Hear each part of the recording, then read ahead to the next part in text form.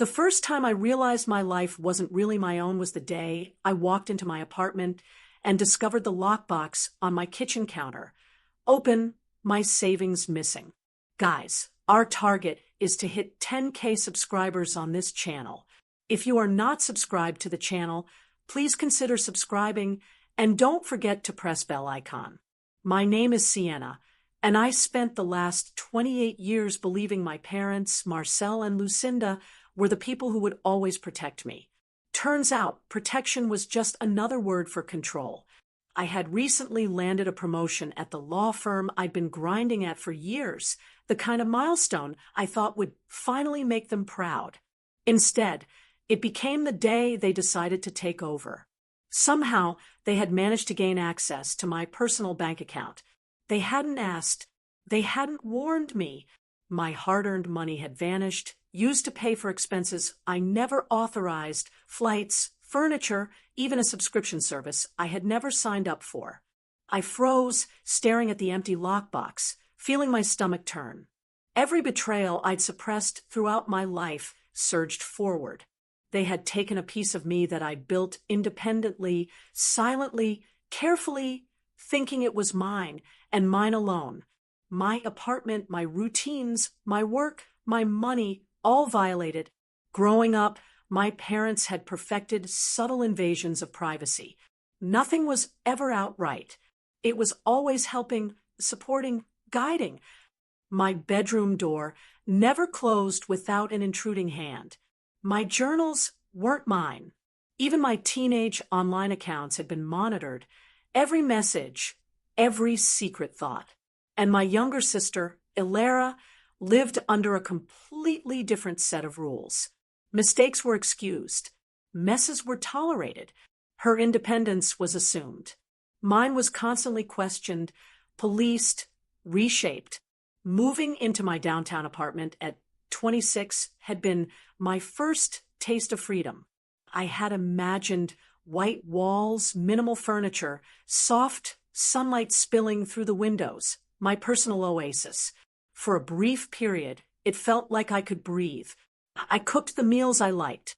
I rearranged the books on the shelf by color instead of content. I played music without worrying if someone would comment on the volume. I even allowed myself the childish indulgence of walking around without shoes, something my mother had always found unacceptable. But that peace was fragile.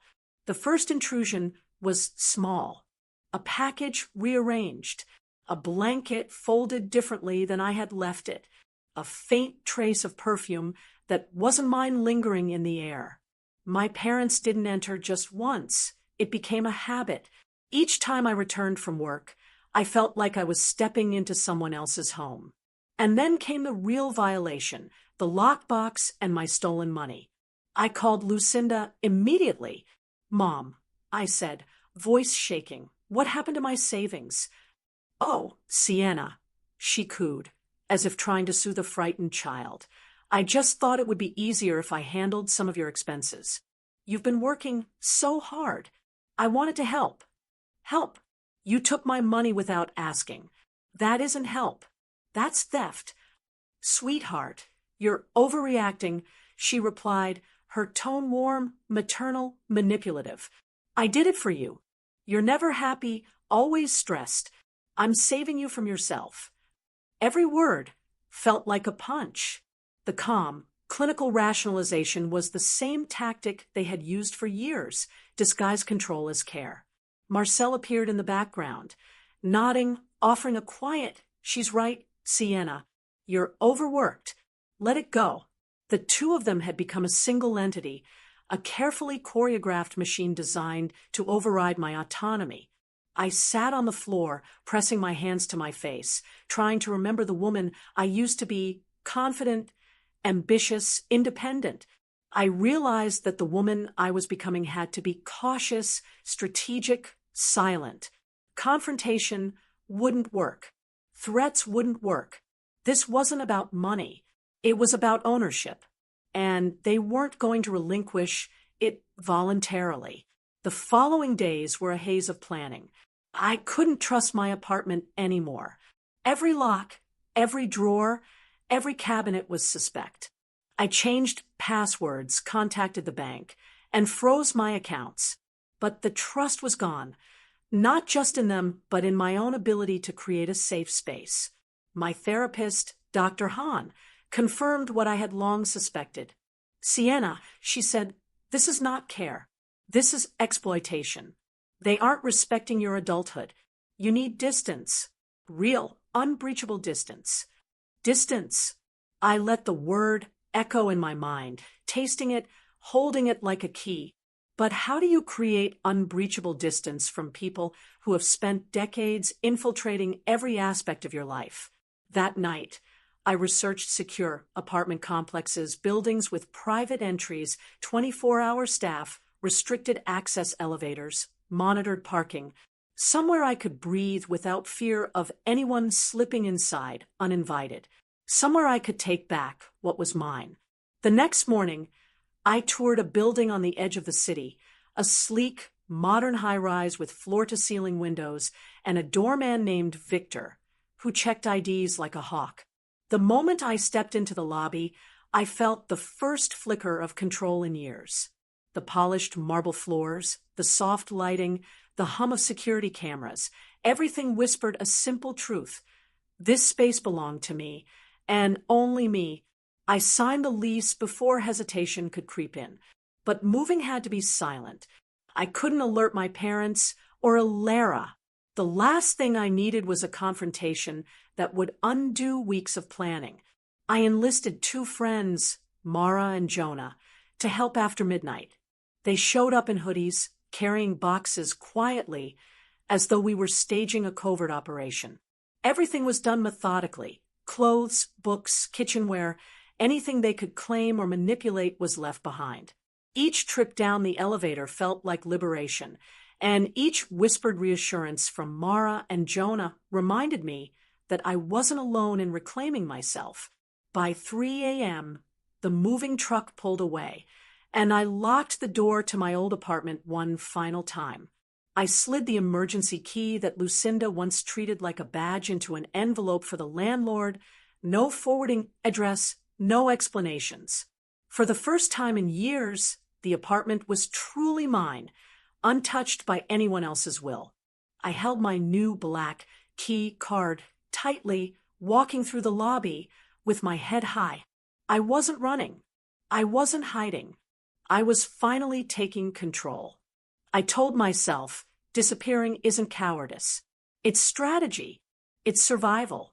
It's the only way to make the world respect the boundaries they had spent a lifetime ignoring.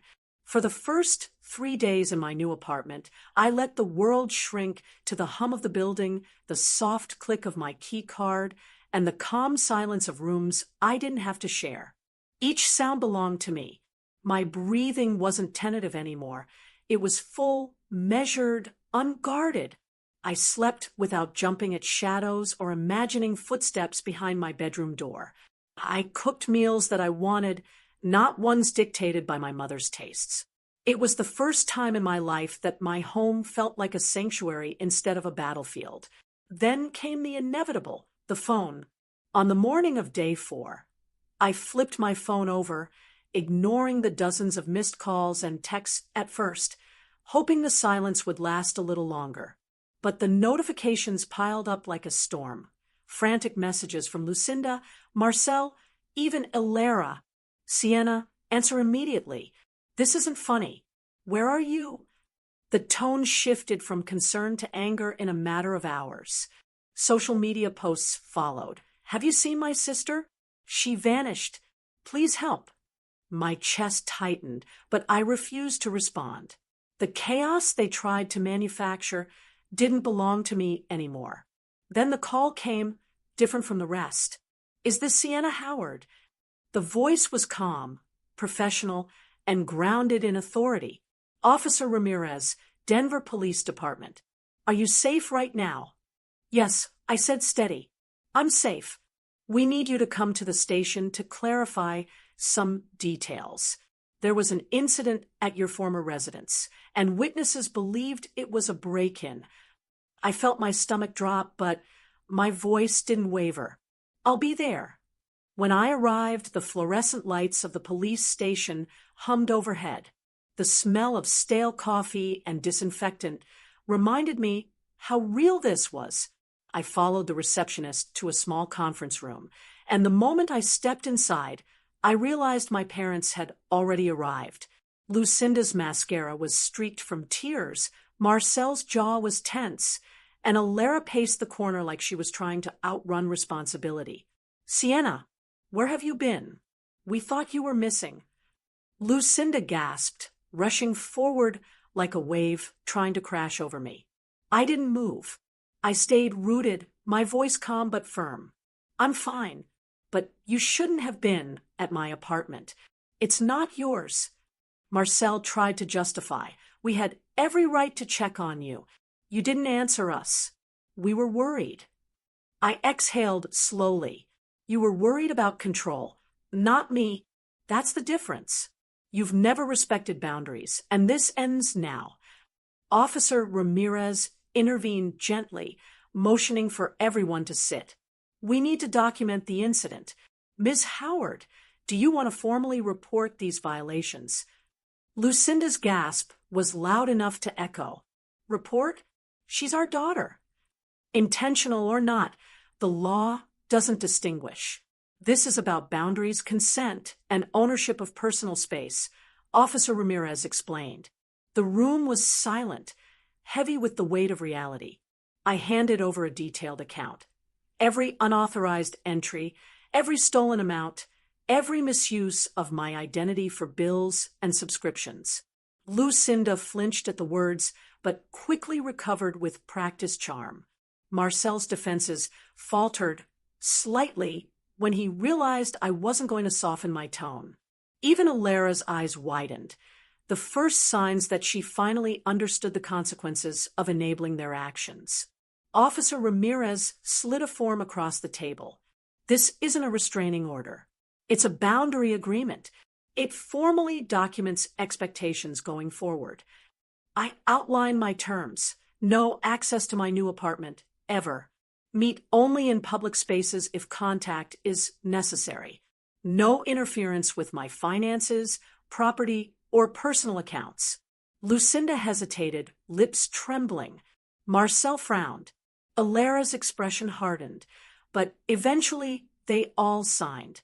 Each signature was a small victory, a quiet acknowledgement of autonomy that I had fought silently for decades. After leaving the station, I felt a calm I hadn't known in years. The cold Denver air wrapped around me like a protective cloak. My apartment felt like a fortress, my belongings untouched, my routines uninterrupted. But the story wasn't over.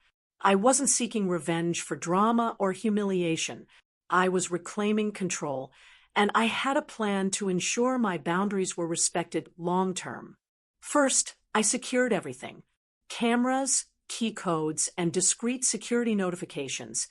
Anything that could prevent them from entering again.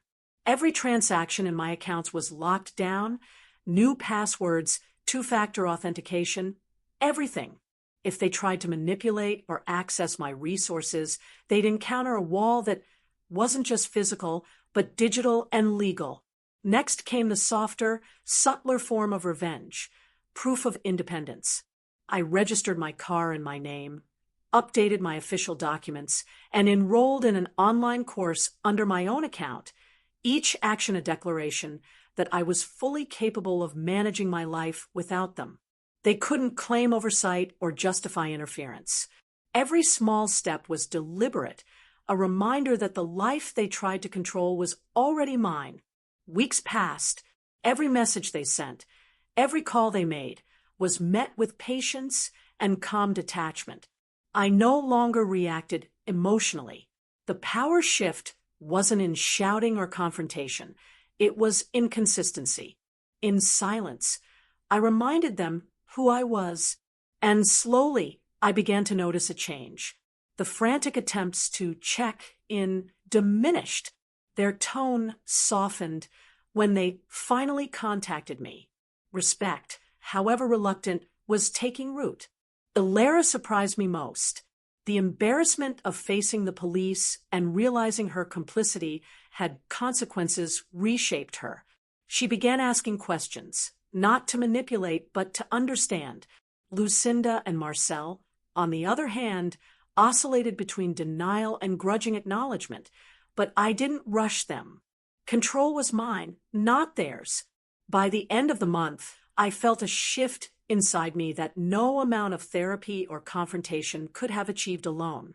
I could breathe without anxiety pressing down. I could sleep without imagining intrusions.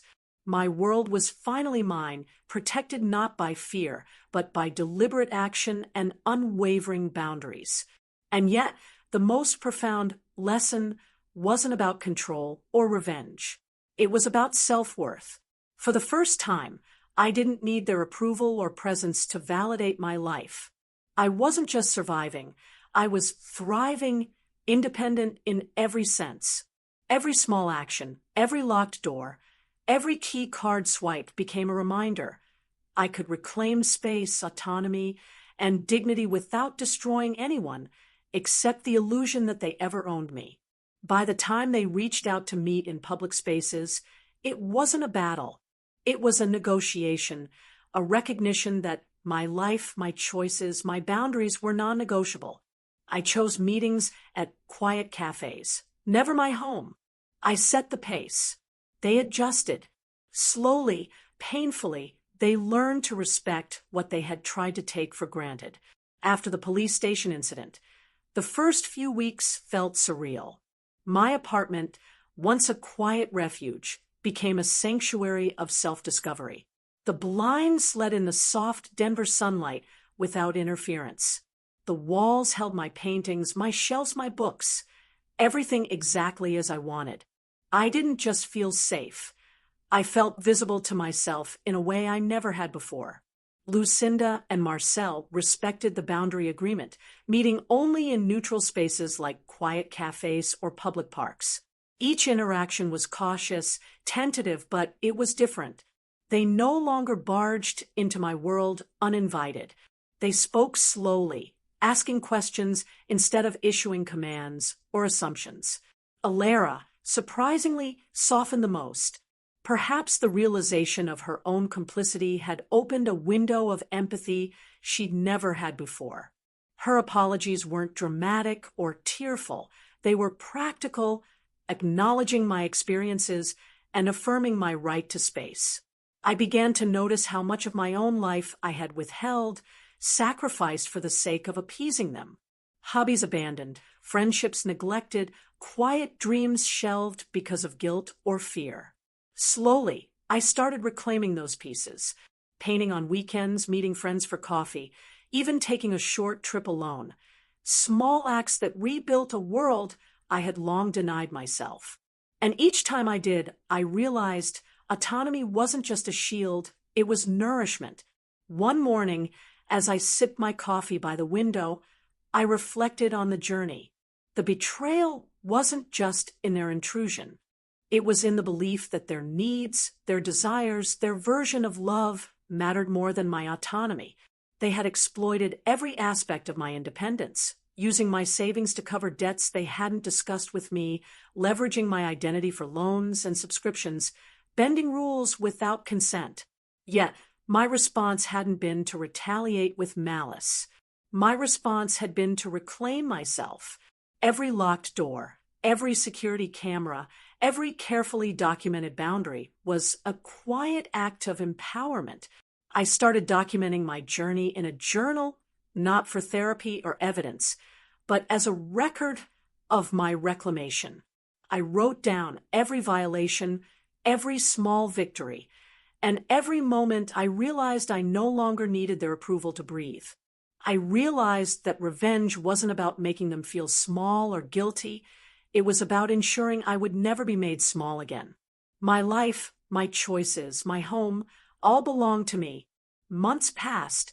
The boundaries we had set were respected, though they still tested them occasionally. Lucinda would send a text, carefully phrased, testing if I would respond immediately. Marcel would offer unsolicited advice on finances, veiled as concern. but I had built routines that protected me from those intrusions. I replied only when it aligned with my comfort, kept financial information private, and maintained the physical and emotional distance I needed. Every respectful interaction reminded me that love and family didn't have to mean surrender. Then came the milestone that truly tested my resolve, my first art exhibition. I had been secretly working on a collection for months. Inspired by my life in isolation, the reclaiming of my space, the quiet resilience I had built, invitations went out, and I carefully considered whether to invite my family. Part of me longed for recognition, for a glimpse of the pride I had been denied. But I knew my exhibition wasn't for them. It was for me. On the night of the exhibition, I arrived early, arranging the final pieces, feeling the hum of accomplishment in my chest. The gallery filled slowly, friends, colleagues, curious art lovers. The sunlight filtered through large windows, highlighting the canvases in a way that felt almost sacred. For the first time, I wasn't stepping lightly around anyone else's expectations. I wasn't hiding who I was or what I had built. I was present, fully, unapologetically. I knew my parents would be aware of the event eventually, but I made a choice. They were not invited. If they wanted to see me succeed, they would have to learn respect from afar. And they did, in a sense. A few days later, I received carefully worded messages acknowledging the exhibition. No guilt, no demands, just a distant nod to my achievements. It wasn't perfect, but it was real. The moral of all this, I realized, wasn't just about locking doors or filing police reports. It was about understanding that the most radical act of self-preservation is sometimes choosing to leave, not out of spite, but out of necessity. It's the realization that your space, your life, your body, and your mind are yours alone, and no amount of familial obligation or guilt can override that. I started mentoring a small group of young women who had faced similar boundary violations, teaching them to assert themselves, to understand that reclaiming your life isn't betrayal, it's survival. I shared my experience in measured detail, emphasizing practical steps, legal documentation, securing personal accounts, and emotional boundaries. But I also shared the deeper truth. Peace isn't just a physical state. It's internal, a recognition that your voice, your autonomy, and your choices carry weight independent of anyone else's desire to control them. Over time, I watched my relationships shift. Lucinda, Marcel, and even Alara began showing signs of genuine respect, but only because the framework I had set demanded it. It wasn't instantaneous forgiveness or reconciliation. It was mutual recognition that the world doesn't bend to entitlement.